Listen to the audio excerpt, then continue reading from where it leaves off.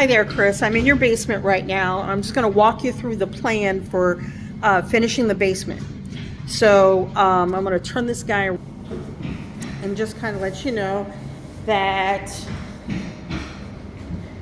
what we're going to do is we're going to fashion an enclosure that extends from this sight line right here, enclosing the stairway completely. And down here where I'm standing will just be your basement stair landing. And then over here will be just an entryway into the finished basement. Okay? Now back here behind me, this is going to be closed in with this same sight line right here. It's just going to be continued across those floor joists right there to the wall. Okay? So all of this back here will all be enclosed, but it will be accessible at another point that I'll show you here in just a moment. So as we're stepping down here, we're going to go through a walkway. These basement walls, they're going to be flashed out with visqueen under the footers, framed out 2x4s every 18 inches. Am I correct in that, Bucky? 16 inches. Thank you. They're going to be framed out every 16 inches with visqueen along the walls for moisture and vapor barrier. And it will extend out underneath the new footer for the framing of the basement. And that will continue around there. Now, when we get to this window over here, this window right here is going to have a sill that extends out. So this will all be finished and with drywall, and these windows will be exposed, just so you know. Unless for some reason you don't want them to be exposed. But I'd say you'd want to try to let in some natural light. Okay? So all of this will be insulated and faced properly, as we will be correct in the crawl space insulation, flashed out and sealed with visqueen that extends in an L shape underneath the footer of the 2x4 for the framing of the basement. And then the 2x4s will be 16 inches across, and then drywall will be hung. Now, we're going to continue that same work all the way down here. Now, when we get to this point, we are going to keep this water, keep the sump well accessible so that is a serviceable point of entry. And then over here, you're going to have the same exposed window as we talked about over there, and it'll be kind of an extension of this sill right here, all finished in with drywall. So you won't be able to see any of that spray foam insulation, and these will let in natural light, which will be nice. Okay, now this line right here, since we want to keep this accessible, and if we look down, we have the utility sink. That can stay or go. That is your call. However, there's going to be a wall right in front of that sink. I heard you say that that's ideal for draining your swim spa. However, you can always drain it in your sump well too. And if that is your decision to proceed with that on a seasonal basis, one time a year, then I would just go ahead and eliminate that utility sink, cap off those supply lines, cap off the drain, and then we'll be able just to box this in. Okay, and if we look at the area, because we want this to be a serviceable point of entry for not only the sump well, and that's where I've ticked the mark. So the next time that you're here at the house, trying to get it, oh, here it is. So that horizontal, the vertical line there is with my ballpoint pen. That's where I would say we're going to put the wall.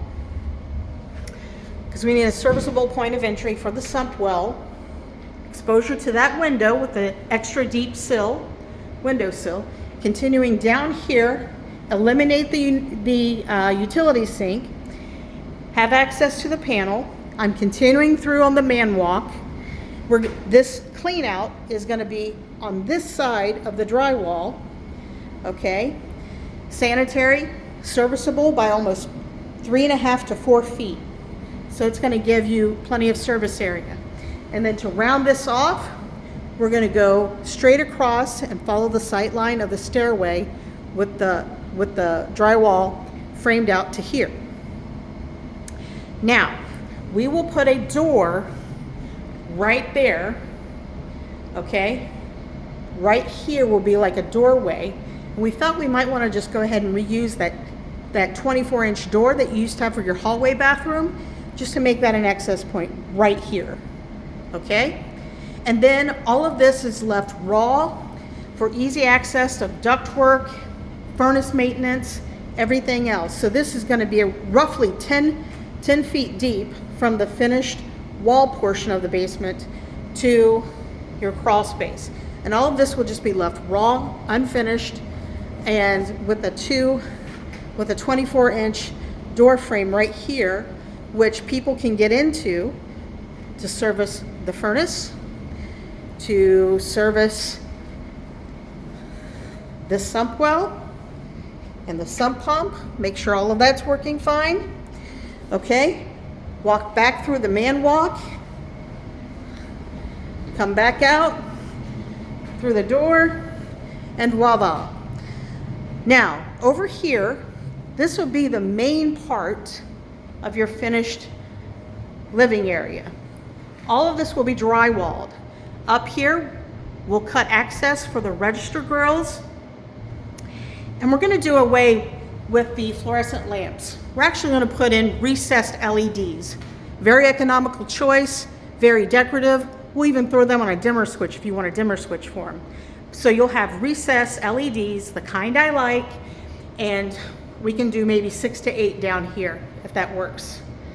All of this, since we are getting rid of those and putting in the recessed LED lights, the drywall can be attached to the bottom joist with little or no furring whatsoever.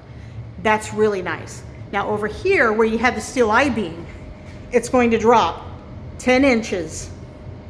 It's going to drop 10 inches and stay on this plane of the bottom of the I-beam and go directly out towards the framing for the man walk that will be behind the drywall here. Okay, so hopefully that makes sense. So that way you just have one elevation for this entire half, or I guess it's third.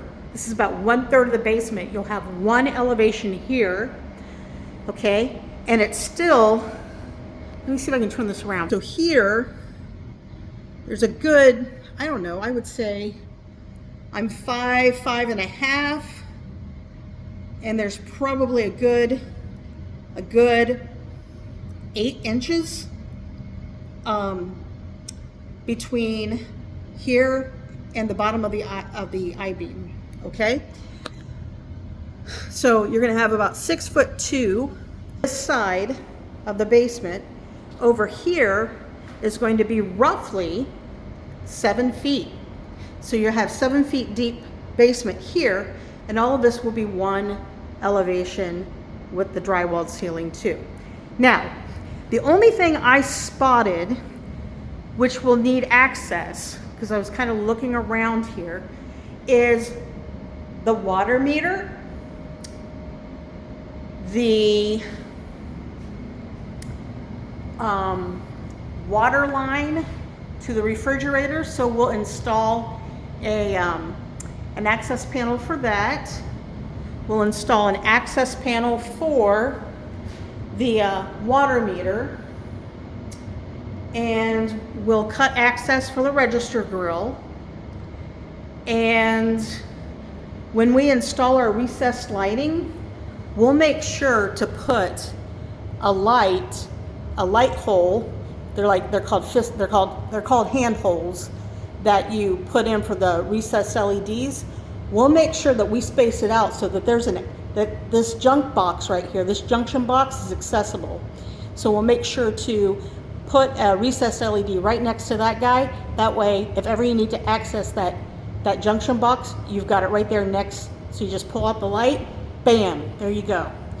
So hopefully that all makes sense. It's very simplistic. And I'm going to send you this video just so that you know what to expect. But this is a really, really uncomplicated job.